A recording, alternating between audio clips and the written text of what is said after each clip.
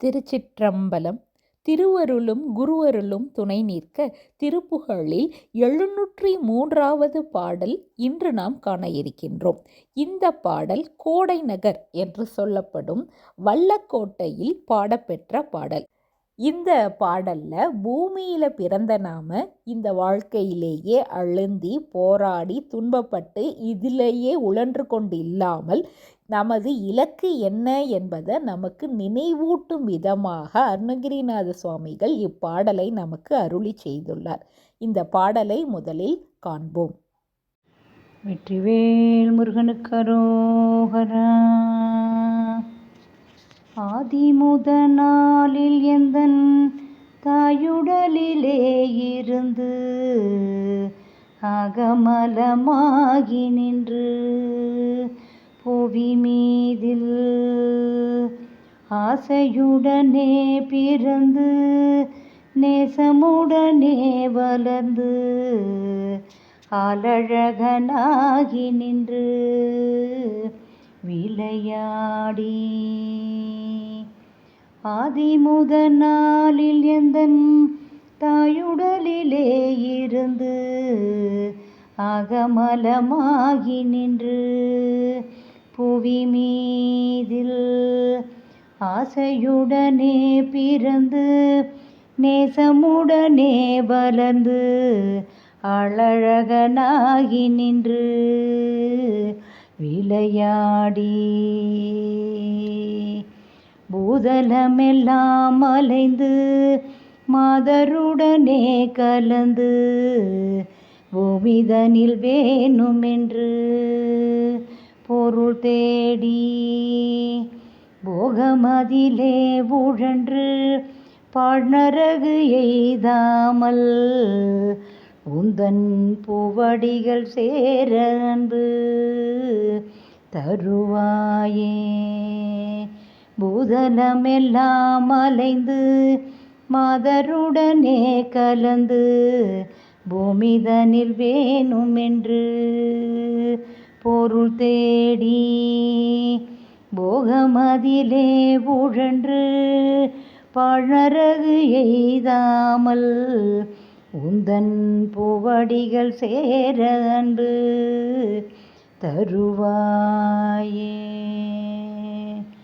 சீதை கோடு போகும் அந்த ராவணனை மாலவென்ற தீரனறினாரணன் தன் மருகோனே தேவர் முனிவோர்கள் கொண்டல் மாலரி பிரிமாவு நின்று தேட அரிதானவன் தன் முருகோனே தேவர் முனிவோர்கள் கொண்டல் மாலரி பிர்மாவு நின்று தேட அரிதானவன் தன் முருகோனே கோதை மலை வாழுகின்ற நாதரிடபாக நின்ற கோமலிய நாதி தந்த குமரேசா கூடிவரு சூரர் தங்கள் மார்பயிறு கூறு கண்ட கோடை நகர் வாழ வந்த பெருமாளே கோதை மலை வாழுகின்ற நாதரிடபாக நின்ற கோமலிய நாதி தந்த குமரேசா கூடிவரு சூரர் தங்கள் மார்பயிறு கூறு கண்ட கோடை நகர் வாழ வந்த பெருமாளே போகமதிலே உழன்று பாழ்நரகு எய்தாமல் உந்தன் பூவடிகள் சேர அன்பு தருவாயே. கூடிவரு சூரர் தங்கள் மார்பயிறு கூறு கண்ட கோடை நகர் வாழ வந்த பெருமாளே கோடை நகர் வாழ வந்த பெருமாளே, கோடை நகர் வாழ வந்த பெருமாளே. வெற்றிவேல் முருகனுக்கு அரோகரா. வள்ளி தெய்வ சேனாபதிக்கு அரோகரா. திருச்சிற்றம்பலம். மிகவும் அழகான ஒரு பாடல். நமது நிலையை அழகாக எடுத்துரைக்கின்ற ஒரு பாடல். இந்த உலகில் நாம் தாயோட வயிற்றிலிருந்து பிறக்கிறோம். எப்படி பிறக்கிறோம் அப்படின்னா, ஒரு உடலை கொண்டு இந்த உலகத்தில் வாழ்வதற்காக பிறக்கிறோம். இந்த உடல் அப்படிங்கிறது மாயை அப்படிங்கிற மலத்தில் இருந்து தோற்றி வைக்கப்பட்ட ஒரு பொருள். மலம் அப்படின்னா அழுக்கு அப்படின்னு சொல்லலாம். அதாவது சைவ சமயத்தில் மலங்கள் 3 அப்படின்னு சொல்லப்படுகிறது. 1 மாயை, 2 கன்மம், 3 ஆணவம். இதில் ஆணவம்னு சொல்லக்கூடிய அறியாமை தான் இருள், அதாவது மூலமலம் அப்படின்னு சொல்லக்கூடியது. இந்த அறியாமையை போக்குவதற்காக இறைவனால் வழங்கப்பட்ட 2 மலங்கள் தான் இந்த மாயை மற்றும் கன்மம். அதனால தான் இந்த இடத்துல அருணகிரிநாத சுவாமிகள் சொல்லும் பொழுது ஆகமலம் ஆகி நின்று புவி மீதில் அப்படின்னு சொல்கிறார். அதாவது பல அழுக்குகள் நிறைந்த உருவத்தோட இந்த பூமியில் நான் பிறந்தேன் அப்படின்னு சொல்கிறாரு. அடுத்து நாம் பிறந்த உடனே நமக்கு இன்னென்ன செயல்கள் நாம் செய்யணும், அதற்கான விருப்பங்கள் இன்னென்ன நமக்கு இறைவன் ஊட்டுவிக்கணும் அப்படிங்கிறத ஏற்கனவே முடிவு செய்யப்பட்டதாக இருக்குது. நமக்கான விருப்பங்கள் அனைத்தும் இறைவனால் நமக்கு வழங்கப்படுகிறது. இந்த ஆன்மாவுக்குன்னு செயலோ விருப்பமோ தனியாக எதுவும் கிடையாது. இறைவன் ஊட்டினால்தான் அந்த ஆன்மா அந்த விஷயத்தை நுகர முடியும், அதை விரும்பவும் முடியும், அதுக்கு செயல்படவும் முடியும். அதனால தான் ஞானம் என்றால் என்ன அப்படின்னு கேட்டால், தான் ஒன்றுமே இல்லை என்பதை உணர்வது தான் ஞானம் அப்படின்னு பெரியவங்க சொல்லுவாங்க. அதை தான் இங்கேயும் நமக்கு முதல்ல ஆசைகளை இறைவன் கொடுக்குறார்.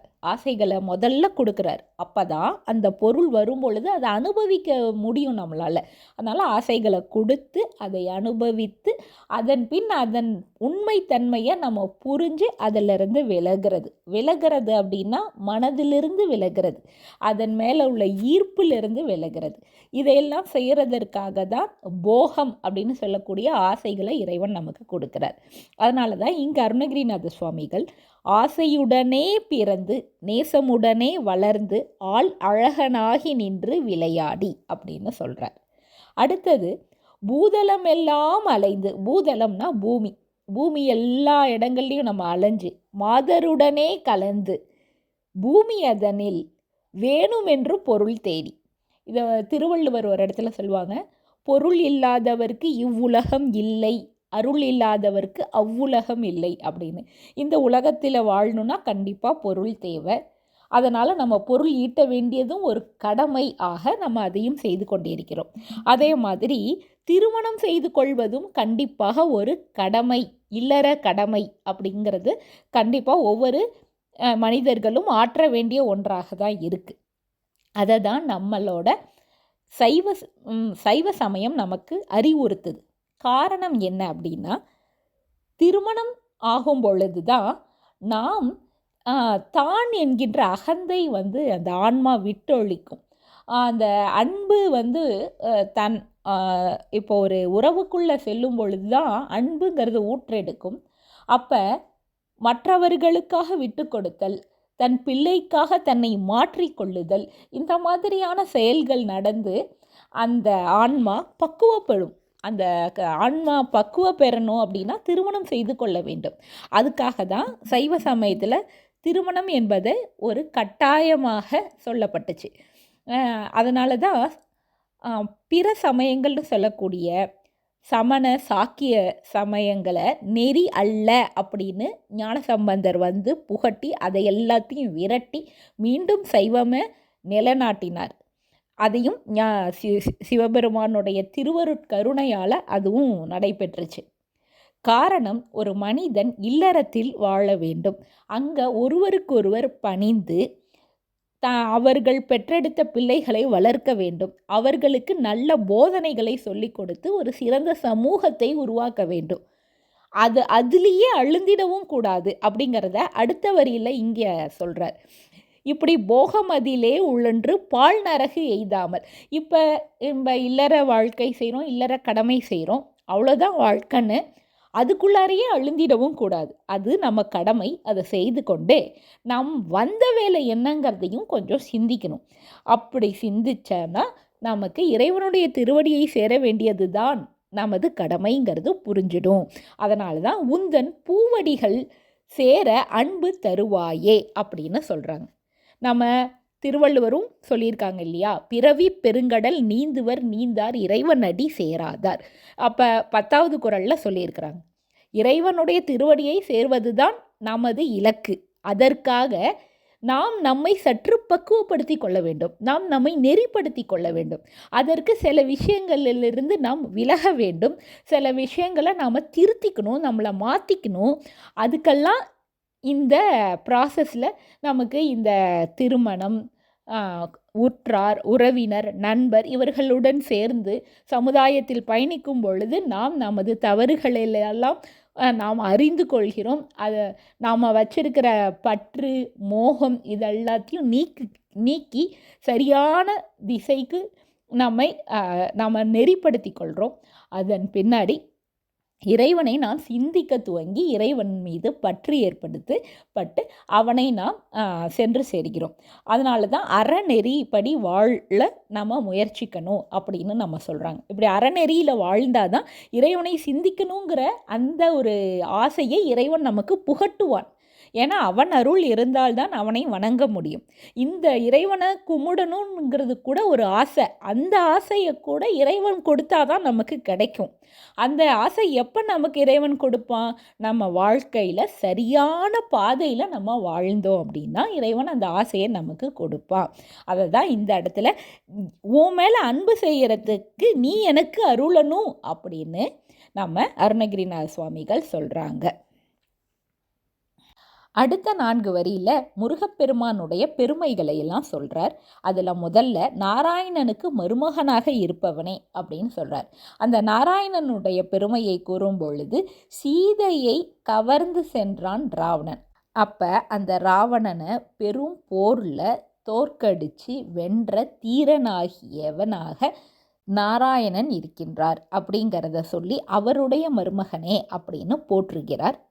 அடுத்தது தேவர்கள், முனிவர்கள், திருமால், பிரம்மன் முதலியவர்கள்லாம் முருகப்பெருமான் அவதரிக்க வேண்டும் அப்படின்னு முருகப்பெருமானை தேடினாங்க அப்படின்னு சொல்கிறாங்க. இது எதற்காக அப்படின்னு சொன்னால், சூரபத்மன் அவன் ஒரு அதிசயமான ஒரு வரத்தை வாங்கினான். என்ன அப்படின்னா, தான் 108 யுகங்கள் வாழணும், 1008 அண்டங்களை ஆளணும், தன்னுடைய அழிவு சிவபுத்திரனால் மட்டுமே நிகழணும், இப்படியான சில வரங்களை வாங்கினான்.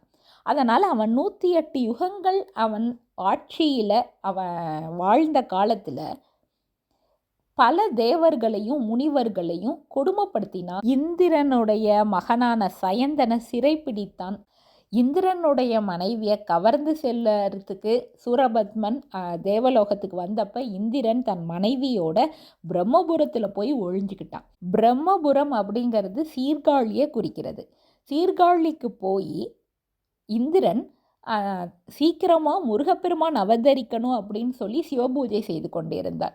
அது மட்டும் இல்லாமல் திருமாலைக்கிட்ட போய் தயவுசெய்து சிவபெருமான் கிட்ட போய் தூது போங்க, சீக்கிரம் முருகப்பெருமான் அவதரிக்கணும், ஏன்னா சூரபத்மனுடைய துன்பம் என்னால் தாங்க முடியல அப்படின்னு சொல்லி முறையிட்டான். அதனால் எல்லாருமே எப்போ முருகப்பெருமான் தோன்றுவான் அப்படின்னு காத்து கொண்டு இருந்தார்கள். அதனால தான் இந்த இடத்துல பிரம்மா இவர்களெல்லாம் தேடியும் காணுதற்கு அரிதாக விளங்கிய சிவனின் குழந்தையாகிய முருகப்பெருமானே அப்படின்னு அருணகிரிநாதர் போற்றுகிறார். அடுத்தது அவருடைய தாய் தந்தையரை பற்றி குறிப்பிடுகிறார். கையிலை நாதனாம் சிவபெருமானுக்கு இடப்பக்கமாகிய பார்வதி தேவியின் குமரனே அப்படின்னு சொல்கிறார். இங்கே பார்வதியை குறிப்பிடும் பொழுது அவள் அனாதி அப்படின்னு சொல்கிறார். எப்படி சிவபெருமான் அனாதி அப்படின்னு சொல்கிறோமோ அதே மாதிரி சக்தியையும் நம்ம அனாதி அப்படின்னு சொல்லுவோம். அதாவது தோற்றமும் முடிவும் இல்லாதவள், அவள் பிறப்பு இறப்பு அற்றவள் அப்படிங்கிறது தான் இங்கே அனாதி அப்படிங்கிற சொல் குறிப்பிடும். இப்படி திருமாலுக்கு மருமகன், சிவகுமாரன், பார்வதி தேவியின் மைந்தன் அப்படின்னு அவருடைய பெருமைகளை குறிப்பிடுகிறார். அடுத்ததாக அவருடைய போர் திறமையை கூறுகிறார்.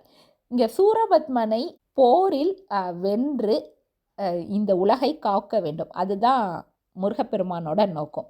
சூரபத்மன் அப்படிங்கிறவன் தனி ஒரு உயிர் கிடையாது, அது 2 பேர், சூரன் பதுமன் ஆகிய இருவர்கள் இணைந்தது தான் சூரபத்மன். இதை திருமுருகாற்றுப்படையில் 2 பேர் உருவின் 1 பேர் யாக்கை அப்படின்னு குறிப்பிட்டிருக்காங்க.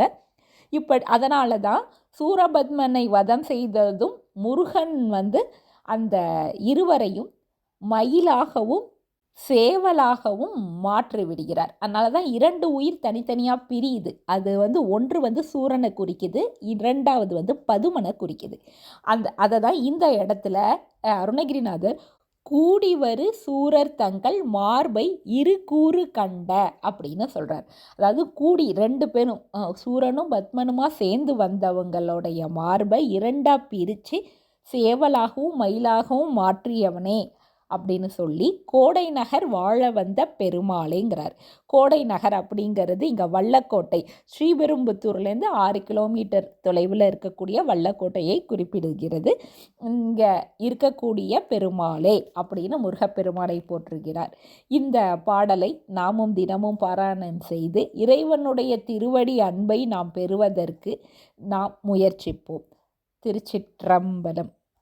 வெற்றிவேல் முருகனுக்கு அரோகரா. அருணகிரிநாத சுவாமிகள் திருவடிகள் போற்றி போற்றி. சிவாய நம.